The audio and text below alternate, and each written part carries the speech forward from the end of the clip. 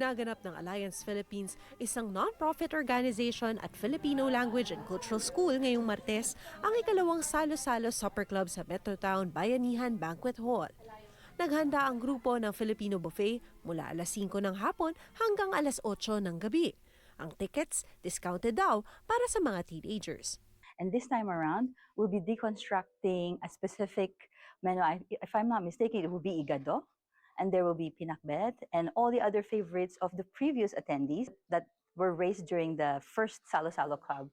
Hindi lang daw sa masasarap na pagkain mapubusog ang mga dadalo dahil layo ng grupong busugin din ang kanilang kaalaman tungkol sa kasaysayan ng Pilipinas na plano nilang talakayin gamit ang mga inihaing pagkain. Katulad ng pagtalakay sa regional differences ng adobo sa Pilipinas at ilan pang paboritong ulam. Maraming Filipino-Canadians are actually looking into connecting back to their roots and actually learning more about their history. But the thing is, there's not really a platform for it. So we did the Salo-Salo Supper Club in order to open a space for that community to have those kinds of discussions and to actually gather together in community as with the food that we all love and we all grew up with. Ika nga ng ating pambansang bayani si Gat Jose Rizal, ang hindi marunong lumingon sa pinanggalingan, hindi makakarating sa paroroonan.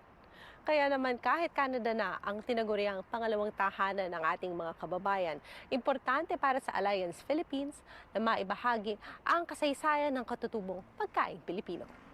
Pat Fernandez, Omni News, Vancouver.